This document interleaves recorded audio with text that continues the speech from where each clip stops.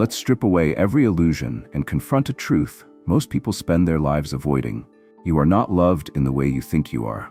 You are accepted, tolerated, useful when convenient, but not deeply, unconditionally cherished as you may have been led to believe. And that realization, when it hits, is painful. It shakes you because society has conditioned you to crave approval, to hunger for validation, and to tie your sense of self-worth to how others perceive you. We are raised on a diet of comforting lies, told that kindness will be repaid with kindness, that generosity will be met with gratitude, and that if we give love freely, it will return to us tenfold. But beneath these words lurks a bitter truth. Love, as most people experience it, is not pure. It is transactional, conditional, and fragile. It thrives in times of convenience, but withers in moments of adversity. It is not the unshakable force that we are led to believe it is, but rather an emotion dictated by fleeting needs and shifting priorities. You have spent your life believing that if you are good enough, if you care enough, if you sacrifice enough, you will be loved in return.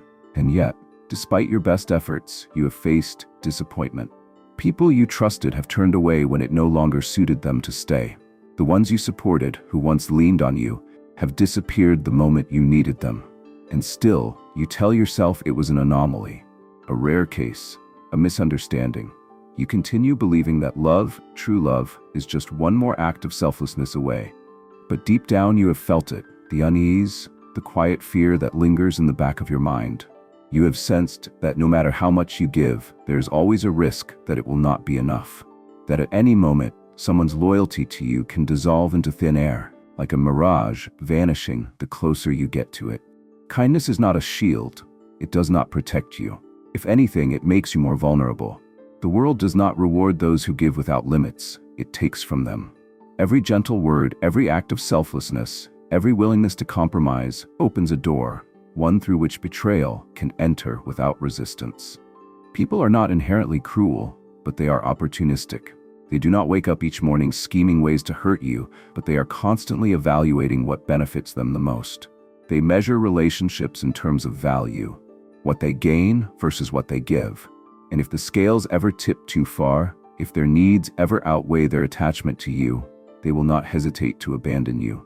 Not out of malice, not out of hatred, but simply because self-preservation will always come first. That is the truth that no one wants to admit. That is the reality that people spend their lives running from, because it is terrifying to realize that the bonds we build, the friendships we cherish, the love we hold dear, all of it exists on fragile ground. That no matter how much time has passed, no matter how much trust has been built, everything can be undone in an instant. Love is fickle. It is fragile. It is shaped by moods, convenience, and circumstances beyond your control. You may think that loyalty is permanent, that bonds formed over years cannot be undone overnight. But history, both personal and political, proves otherwise. How many kings have been betrayed by their most trusted advisors? How many friendships have ended over misunderstandings? How many lovers have promised eternity only to walk away at the first sign of difficulty? Betrayal does not always come in the form of a dagger in the back.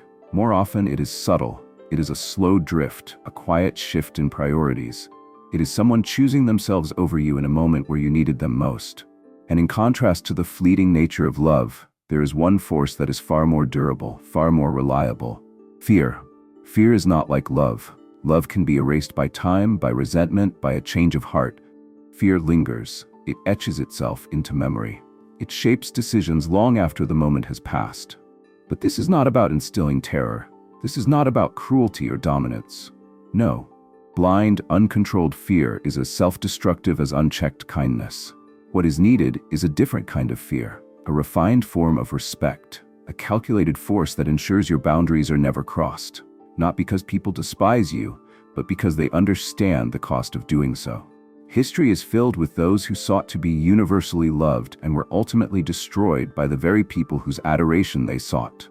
Leaders who desired approval over authority, who mistook popularity for power, who underestimated the ruthlessness of human ambition. Their kindness became their undoing because they failed to grasp a fundamental truth. Excessive generosity is mistaken for weakness. And in this world, weakness is an invitation for others to take what is yours. You have been conditioned to believe that power is evil, that authority is oppression, that demanding respect is arrogance. But ask yourself, who benefits from this belief? The answer is clear. Those who would exploit you. Those who wait for you to lower your guard, to soften your stance, to hesitate just long enough for them to seize what they want. Loyalty, no matter how passionately proclaimed, lasts only as long as it is beneficial. Respect, however, endures. It is maintained not through constant approval seeking, but through the strategic balance of authority. The wise understand this balance. Laws which create structure and force, which ensures those laws are respected. Laws without the strength to enforce them are empty words, and strength without structure is chaos. True power lies in mastering both. Power is not about controlling others. It is about ensuring they cannot control you. It is not found in being liked or admired.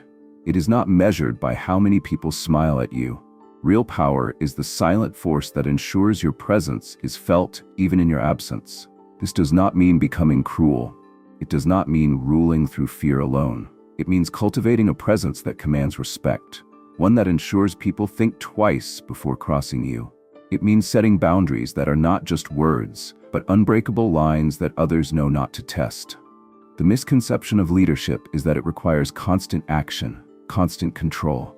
But true power is not in shouting commands. It is in silence.